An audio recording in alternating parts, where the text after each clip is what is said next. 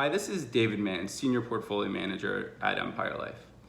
In this off the cuff, I want to go through two things. First, some very big and material changes that have occurred in China over the past months. And second, one of our tools to risk management. First, starting with the changes in China.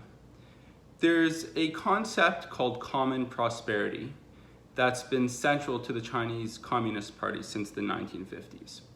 What they said it meant back then is that they were going to allow a few people to get very wealthy, and then those few people would bring the rest of the economy up with them. And the Communist Party has been very successful in doing that, in my mind, in that they've taken hundreds of millions of Chinese out of poverty. The thing is, I think they believe now there's been too much wealth created in too small pockets of society. And much of that wealth has been created in the technology sectors, in companies like Tencent, Alibaba, Didi, Meituan, and others. And I think the government thinks it's now time to redistribute some of that wealth to the rest of society. I should also mention that a knock-on impact to that wealth being created in the technology sector is that it's allowed those companies to have a lot of control over big data and the data of mainland Chinese. And I think the government now wants to have more control over that data themselves. Again, it appears that the goal of the government is to help Chinese citizens and ensure that the wealth does not stay within those pockets and it's redistributed to other parts of society. So some companies have had to make very, very large contributions to social causes. A knock-on impact of that, though, is that it can and is having negative impacts to certain companies operating in China. Most specifically, we've seen it in the tutoring sector, where there's been a lot of restrictions placed on online tutoring, and there's been billions of dollars of a market cap wiped out from those companies. There's also been an IPO that was pulled at last moment, and I'm not talking about the anti-IPO from last November, which was seen as an attack on an individual person and company, Alibaba and Ant Financial. I'm talking more recently about the Didi IPO that was pulled literally at the last moment.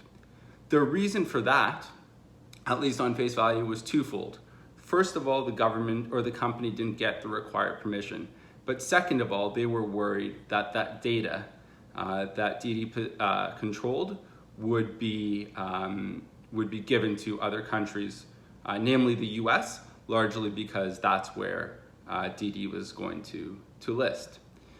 So just to summarize that first point that I wanted to talk about, it's evident that the Chinese government wants wealth distribution from rich companies and wealthy individuals to the rest of society. And it's also evident that they want to have more control over big data.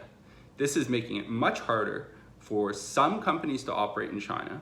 And as part of our research process, it is our job to figure out which companies it's actually going to have a material and lasting financial impact on, and which companies the impact is going to be more transitory, and perhaps take advantage of the big share price corrections we've seen in many exposed companies, taking positions in companies that will have less impact, and where that impact will be more transitory.